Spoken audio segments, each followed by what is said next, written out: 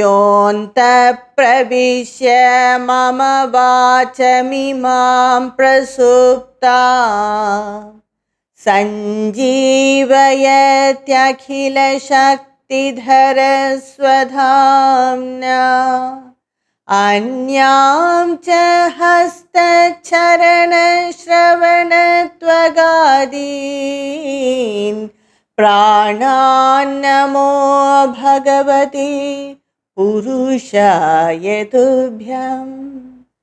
Shloka 91 in Vishnu Sahasranama is Bharabidghadito yogi yogisha sarvakamadah ashramakshramanakshamaha suparno vayuvaganah.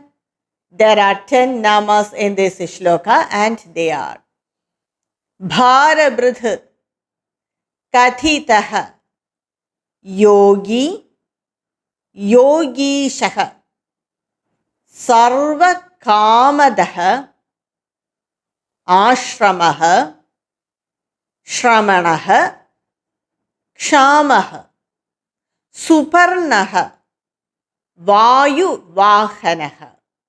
So these are the 10 namas in this shloka. And the first nama, Bharabhrata, is Bhara means the load or the weight, and Bhrata means one who carries or support.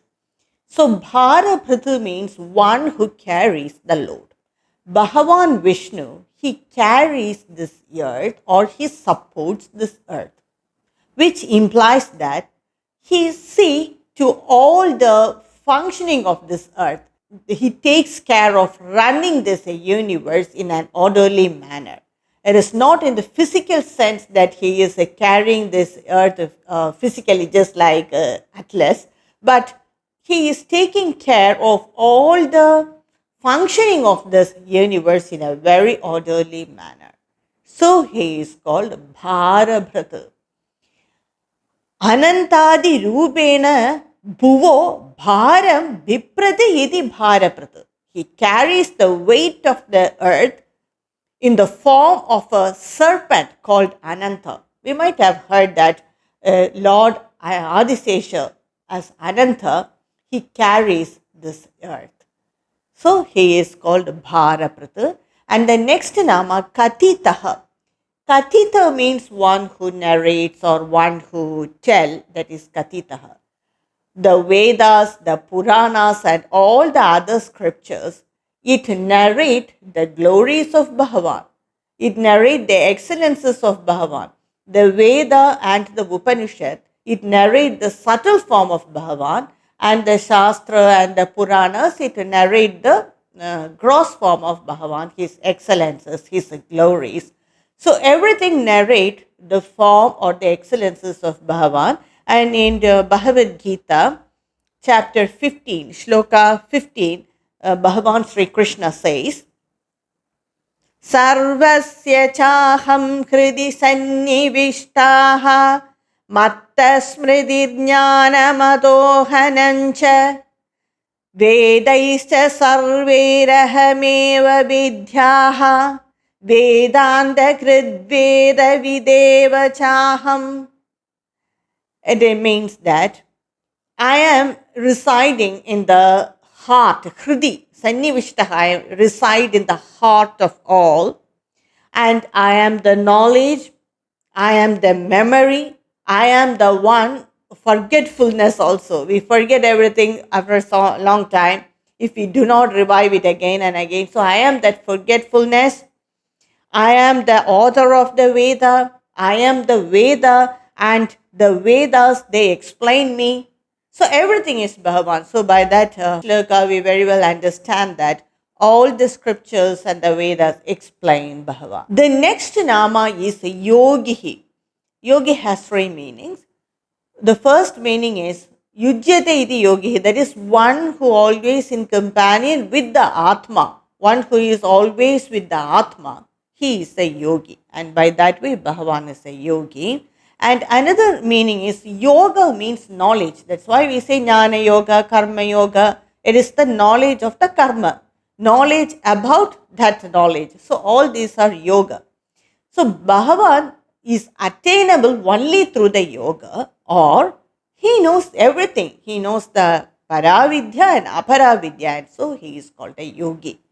Another meaning for yogi is self control.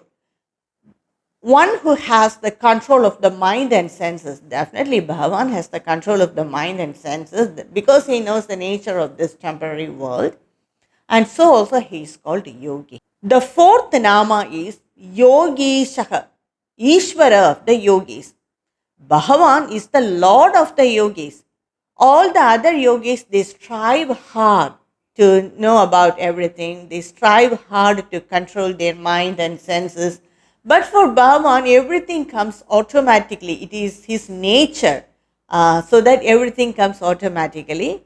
And so it is his guna, it is his nature, self-control, the knowledge, everything is his own nature, inherent nature. And so he is called Yogishara, Yogishaha, Ishvara of the yogis. And the next nama is Sarva Kamadaha. Sarva means all, Kama means desire, Daha means one who gives. Bhagavan satisfies the different interests and the different desires of all the bhaktas. If we approach him, if our desires are dharmic, then immediately he will satisfy all those desires. And in Bhagavad Gita, chapter 7, shloka 16, also Bhagavan says there are 4 types of bhaktas. The 4 types of people who approach me. First is the artha, that is the people who are in distress or in trouble. Second is the jignasu, who have that curiosity to know me. And the third is the artharthi, who seek me for wealth. Fourth is the jnani, the person who are wise, who want to merge with me by knowledge. So these are the 4 types of people who approach me. And whatever way they approach me, I will satisfy their desires. If the jignasu approach him just for curiosity purpose, then he will satisfy his desires.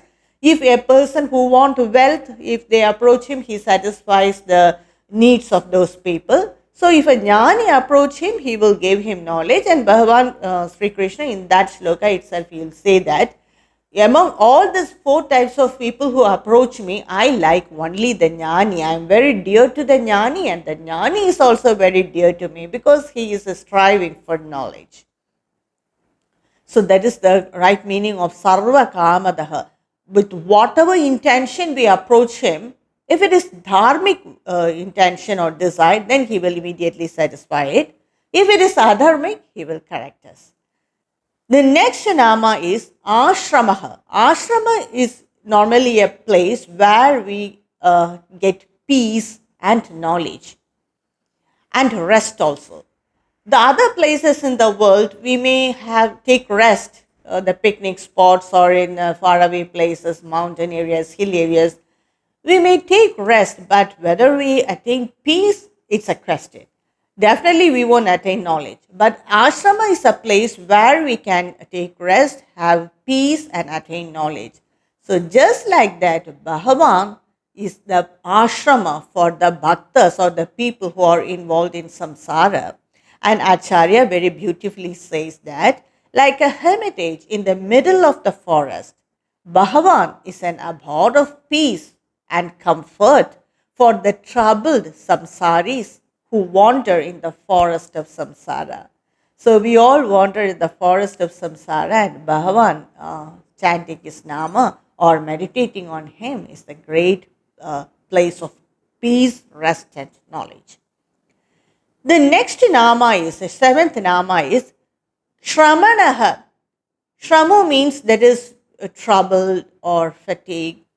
So Bhagavan, he torments all those people who by their ignorance disturb the bhaktas or who are against dharma.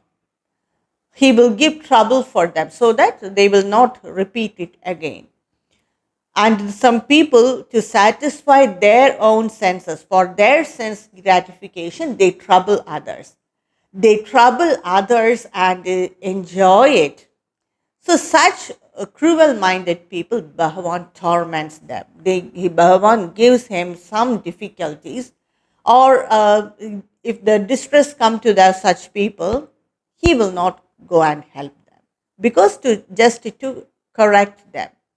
There are so many people in this world who enjoy the difficulties of others. So that Bhagavan will not support. So he is called Shramanaha. The next nama, eighth nama, is Kshamaha. Kshamaha means dryness or reducing, like that. It can mean that. And here in this context, what it implies is he reduces all beings to the state in which they were prior to their current form. So the jivas, by taking repeated births, they are in this form. So Bhagavan knows what form prior to become the jiva they were. They were Brahman. They were that unique divine form. They were in that form. So Bhagavan Vishnu, by lifetime, he removes the functioning of the Indriyas and Manas. So he will separate the Jiva from the Manas and the Indriyas and merges the Jiva with him. So he is called Kshamaha. The next nama, ninth nama, is Suparnaha. Suparna has two meanings. One is the beautiful wings. Parna means wings, Suparna means beautiful wings, and Parna also means the leaves. So, beautiful wings means the vehicle of Bhagavan Garuda, it has very beautiful big wings. When Bhagavan mounts on that Garuda bird, Garuda itself become divine. So it is just like Bhagavan having two wings. So he has so beautiful wings, or he travel in the vehicle which has beautiful wings, which implies Garuda. So that is one meaning. Another meaning for Parna is the leaves. In the Upanishads as well as in Bhagavad Gita, it is explained that this samsara and this creation itself is compared with a peepal tree hanging upwards down.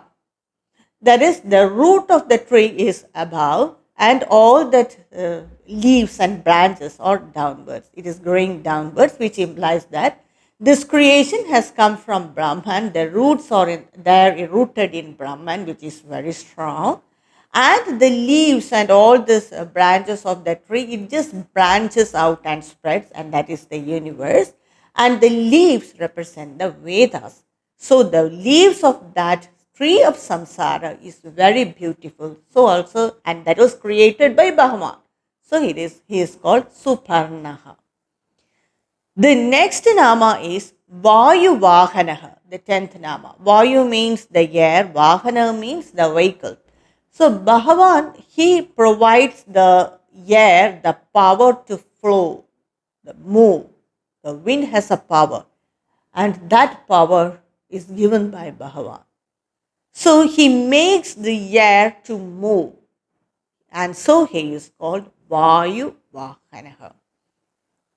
So these are the 10 namas of this shloka, and the summary of this shloka is Bhagavan, he carries the earth, which implies that he supports the earth in all ways. He is narrated by the Vedas and the Shastras. He always merges in the Atma, and he is a great yogi and the lord of all the yogis. He satisfies the desires of his bhaktas, and Bhagavan is the resting place for all the troubled minds. He torments everyone who are so arrogant and use others for their own sense gratification. He reduces all the beings in the end to their initial form, which means he merges all the jivas with him. He makes the air to flow and thus sustain the life forces. So these are the 10 namas of Shloka 91. And the next shloka, Shloka 92 is Dhanur Dharo Dhanur Vedo Dando Dhamaida Damaha Aparajita Sarvasaho Niyanta Niyamo Yamaha. Here also there are 10 namas, and the 10 namas are Dhanur Dharaha, Dhanur Vedaha, Dandaha, Damaita, Damaha, Aparajitaha, Sarvasaha, Niyanta, Aniyamaha, Ayamaha. So these are the 10 namas of this shloka, and the first nama, Dhanur Dharaha, is Dhanu means bow. Dhara means one who bears or one who carries. So Bhagavan, he carries the bow. And the bow of Bhagavan Vishnu is Saranga, and the bow of Sri Rama is Kodhanta. That's why we call him Kodhantarama. Bhagavan, he always uses the bow to protect the bhaktas or to protect dharma, mainly to protect dharma. Bhagavan Krishna, he says that Ramas Shastra Vritam Aham. That is, I am Rama among the carriers of weapon. So Bhagavan, he is a great wielder of that bow, and he is called Dhanurdhara. He always carries the bow to protect dharma. The next nama is Dhanurvedaha. Dhanu means bow, Veda means knowledge. So Dhanurveda is the science of archery, and Bhagavan Sri Rama is a great expert in that Dhanurveda. And it is always said that the arrows of Bhagavan Sri Ram never misses the target. It will never miss the target, and Bhagavan Sri Ram has a power to change the direction of the arrow according to his mind or according to his will or desire. So such an expert was Bhagavan Sri Ram in using that weapon, bow and arrow. He created Dhanurveda, and he is a great expert in Dhanurveda. The next nama is Dandaha. Danda means a stick or a wand. People have that stick or a wand it represents power. Many king or rulers, they have this danda in the ancient time just to show their power to rule. Dushta dandayati iti dandaha. So Bhagavan Vishnu, he punishes the enemies of dharma with this danda, which implies that he doesn't beat everyone with this danda just like a school teacher. No.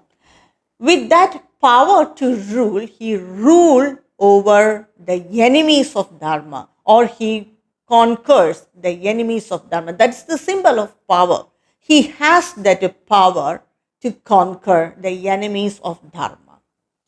So it is his duty of the Lord to punish those who indulge in adharmic act, and to represent that he is having that danda. Some form of deities like Lord Kartikeya, he has a danda in his hand. It's a power. Shows the power. The next nama is Damayitaha. Damana means control. Damayita means one who controls or subdues. Bhagavan subdues the enemies of dharma, isn't it? So he is known as Damayita, one who controls or one who subdues the enemies of dharma. The next nama is Damaha. Dama means, it implies that when he punishes the enemies of dharma, it will only result in their good. It will only give good effect. Even the punishment of Bhagavan gives only good effect. Just for example, see Shishubala, Ravana, and many more Rakshasas. He punished them, he separates their body and it takes the jiva and merges with him. So that is Dhamaha. And it can also be interpreted as Adhamaha, means one who cannot be subdued. Bhagavan is not tainted by any impurities. So these are the two interpretations for Dhamaha. Next nama is Aparajitaha. It's a quite famous nama, and it has appeared in shlokas before, also shloka 59 and many more shlokas. One who can never be defeated, that is Aparajitaha. Bhagavan cannot be conquered by anyone mentally, physically, or intellectually. No one can conquer him in any of the ways. He has supreme knowledge, he has supreme power, intellect, everything. So no one can conquer Bhagavan, and that's why he is called Aparajitaha. He is not even affected by the gunas of Prakriti. He has no internal or external enemies. He is invincible. That is Aparajitaha. The next nama is Sarva Sahaha. Sarva means all, and the Saha, it has three different meanings. First meaning is Saha means one who bears or one who support or carry. Prityadi Rupenava Sarvasaha. He supports the earth. So he is called Sarvasaha. And the next meaning for Saha is defeat, conquer, or overcome. Sarva Shastrun Sahate Itiba Sarvasaha. He overcomes or conquers all his enemies, and so he is called Sarvasaha. Another meaning of Saha is capable of. Sarva karmasu samartha idi sarvasaha. He is skilled in all activities. So he is called sarvasaha. So these are the three different interpretations given for this nama by many acharyas. The next nama is Niyantaha. Niyanta means one who organizes, one who keeps everything in order. So Bhagavan is the unseen director behind this creation. Everything works perfectly in this creation. See the Prakriti, everything, it's perfect. That's because it is directed by Bhagavan. He is the great organizer. He sets up duty for various beings and also see to it that they function properly. No one is a better organizer or director than Bhagavan. So he is called Niyanta, organizer. And the next nama is Aniyamaha. Bhagavan, he is the director of all beings, but he cannot be directed or controlled by anyone because no one knows to control him. He knows the functioning of all the beings. He has the perfect control of all the beings. He knows how this Prakriti works, how your mind will work. So he knows about everything, but no one knows about all that. They do not know even about themselves, then how can they know about this entire universe? So there is no better director or better organizer than Bhagavan. So he is called, no one can direct him or control him. So he is called Aniyamaha. The next nama is Ayamaha. Yama means one who fears for death, that is, one who fears for the Lord of death, Yama. Bhagavan is eternal, deathless one, so he does not fear for death. He does not have a body, only the body dies, and the subtle body, it merges with, that jiva merges with Bhagavan. So he is that pure consciousness. He doesn't have a body, then why should he fear for death? So he is that deathless one, Ayamaha. So these are the 10 namas of this shloka, shloka 92, and the summary of this shloka is: Bhagavan is a great archer and carries Dhanu with him. He is an expert in Dhanur Veda. He punishes who follow in the adharmic way, and he is a great controller, organizer. He cannot be subdued or conquered by anyone. He is invincible. He is above all. He directs everyone, but no one is there to direct him. He is deathless, eternal. So these are the shlokas 91 and 92 of Vishnu Sahasranama. I will continue with the rest of the shlokas of Vishnu Sahasranama in my next upload. Kayena vacha manasyendriyairva buddhyatmana va prakrite svabhavat karomi yatyat sakhalam parasmai narayanaayati samarpayami. Om Tat Sat.